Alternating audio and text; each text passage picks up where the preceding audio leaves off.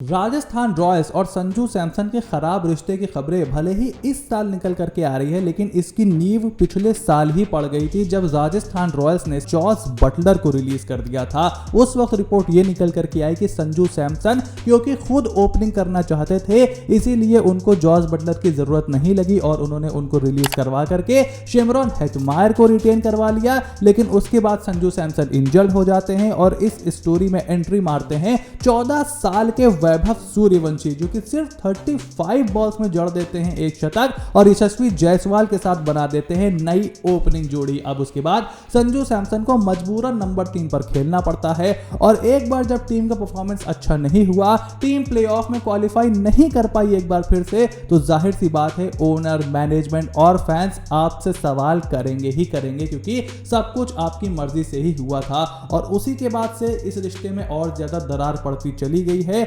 और अब जब संजू सैमसन ने फॉर्मली रिक्वेस्ट कर दिया है राजस्थान रॉयल्स की मैनेजमेंट को कि आप या तो मुझे ट्रेड कर दो या फिर मुझे रिलीज कर दो क्योंकि मैं नई अपॉर्चुनिटी खोजना चाहता हूं, तो अब राजस्थान रॉयल्स की मैनेजमेंट भी काम पर लग गई है और देखना यह है कि संजू सैमसन या ट्रेड होते हैं या फिर रिलीज। और इसी से जुड़ी हुई कुछ बड़ी अपडेट हमारे सामने निकल करके आई है और वादे के मुताबिक हम आपके सामने एक एक अपडेट बहुत ही विस्तार से रखने वाले हैं। तो सबसे पहले चैनल को सब्सक्राइब कर लो और नोटिफिकेशन की घंटी बजाना बिल्कुल ना भूलना, ताकि ऐसी कोई भी वीडियो तुमसे बिल्कुल भी मिस ना हो। Now without any further delay let's begin.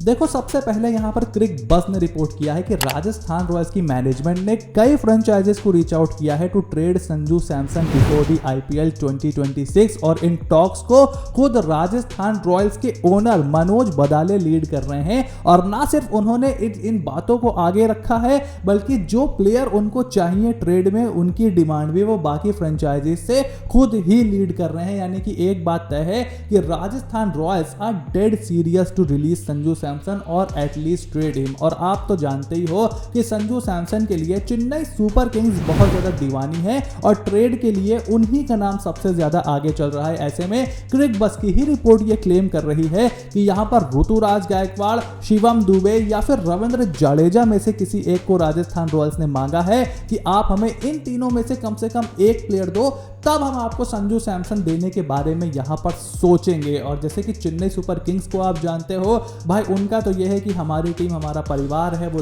रिटेंशंस को लेकर के काफी ज्यादा नॉस्टैल्जिक भी हैं। इस बार तो वो राहुल त्रिपाठी को धोनी उठा लाए थे क्योंकि आरपीएसजी में उनके साथ वो खेला करते थे। उसके बाद आप देखो सैम करन भी इस टीम के साथ वापस आ गए थे। रविंद्र जडेजा की बहुत रिलीज की खबरें आई थी 2 साल पहले, उसको भी वहां पर क्लीन कर दिया गया था। सो क्या ये सीएसके करेगी? वेल, खबर यही है कि सीएसके इसमें बहुत ज्यादा इंटरेस्टेड नहीं है। उनका शुरू से है कि हमें ऑल कैश डील चाहिए यहां पर संजू सैमसन की, जो कि राजस्थान रॉयल्स एग्री नहीं कर रहे हैं। उनका यह है कि अगर हम अपना एक बड़ा प्लेयर आपको दे रहे हैं, अपना कप्तान आपको दे रहे हैं, तो कम से कम हमारी टीम में जो कमी है, जो कि है एक अच्छा मिडिल ऑर्डर इंडियन बैटर जो नंबर 6 वे पर कहीं बल्लेबाजी कर पाए, उसके लिए वो जडेजा को यहां पर देख रहे हैं, मे बी शिवम दुबे को देख रहे होंगे, या फिर वो एक अच्छा फ्यूचर देख रहे होंगे अपने पास, तो वो ऋतुराज गायकवाड़ को ला करके कहीं नंबर 3 पे फिट कर सकते हैं, क्योंकि पिछले साल वो भी नंबर 3 पे खेले थे। तो यहां पर तो राजस्थान रॉयल्स का बनता है सीएसके से प्लेयर मांगना, बट सीएसके यहां पर बिल्कुल भी इंटरेस्टेड नहीं दिखाई दे रही है। और वहीं चेन्नई सुपर किंग्स के इस नॉट इंटरेस्टिंग एटीट्यूड की वजह से कोलकाता नाइट राइडर्स भी यहां पर मिक्स में आती दिखाई दे रही है, क्योंकि सीएसके के बाद अगर कोई टीम संजू सैमसन के लिए सबसे ज्यादा जोर लगा रही है तो वो है Kolkata night Riders. And ironically KKR के पास एक ऐसा प्लेयर है जो कि उस बजट के ब्रैकेट में भी फिट हो जाता है, जैसे हम मल्टीपल टाइम्स इस चैनल पर बात कर चुके हैं, और वो कहीं ना कहीं काम भी आ सकता है राजस्थान रॉयल्स के। क्योंकि अगर आप एक इंडियन ढूंढ रहे हो जो कि बॉलिंग भी करके आपको दे दे, वो चौथे सीमर का रोल थोड़ा सा फुलफिल कर दे, उसके लिए Venkatesh Iyer is the perfect fit. लेकिन आपको देखना यह है कि वैभव सूर्यवंशी, यशस्वी जायसवाल, नीतीश राणा, रियान पराग, टॉप 4 ऑलरेडी आपके पास हैं, तो क्या आप टॉप 5 में एक और लेफ्ट हैंडर ऐड करना चाहोगे, फिर सिमरन हेटमायर नंबर 6 पर आते हैं, वो भी एक लेफ्ट हैंडर है। तो क्या आप सारे लेफ्ट हैंडर्स के साथ अपनी टीम बनाना चाहोगे? हाँ, अगर आप नीतीश वगैरह को रिलीज करने के बारे में सोच रहे हो देन दैट इज डिफरेंट। उस केस में केकेआर के पास नीतीश राणा का भी एक ऑप्शन खुल जाता है, उनको आप वापस ला करके मिडिल ऑर्डर में खिला सकते हो। बट ट्रेड के लिए भी ये बहुत एक्यूरेट है।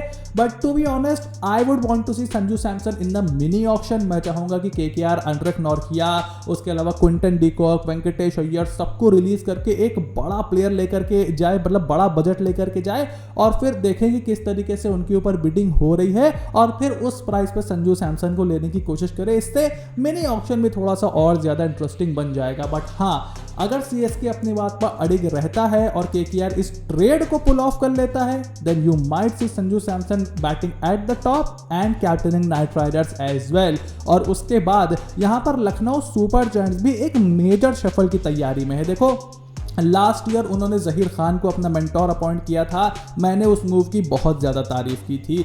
उसके बाद 27 करोड़ में वो ऋषभ पंत को लेकर के आ गए, मैंने उस मूव को बिल्कुल भी सपोर्ट नहीं किया था। फिर उन्होंने अपनी गेंदबाजी में सारे इंजरी प्रोन इंडियन भर लिए थे, I thought that was a disaster. इससे खराब मूव मैंने आईपीएल की हिस्ट्री में किसी टीम को करते हुए नहीं देखा है। और अब एक मेजर रीशफल की तैयारी कर रही है लखनऊ सुपर जायंट्स। भरत अरुण को जब वो अपना बॉलिंग कोच लेकर के आए थे तभी से ये बात उठने लगी थी कि अब जहीर खान के फ्यूचर का क्या होगा। तो अब ये भी हो रहा है कि भाई भरत अरुण हमारे पास हैं तो हम एक long term director of cricket ढूंढ रहे हैं, हमें मेंटोर की जरूरत नहीं है। हम एक ऐसा लॉन्ग टर्म डायरेक्टर ढूंढ करके लाएंगे जो कि ना सिर्फ आईपीएल में बल्कि साउथ अफ्रीका T20 लीग में डरबन सुपर जायंट्स और जो बाकी प्रॉपर्टीज हैं सुपर जायंट्स फैमिली की, उसको भी यहाँ पर मैनेज करेगा, उसको भी मॉनिटर करेगा। तो जहीर खान से यहाँ पर थोड़ी सी दूरी बनाते हुई दिख रही है and his exit is almost confirm from Lucknow Super giants. और ऋषभ पंत का भी कुछ मामला मुझे उनके साथ जमता हुआ दिखाई दिया नहीं था पिछले साल। ऐसा लगता था कि पंत कुछ और चाहते हैं, जैक कुछ और चाहते हैं, और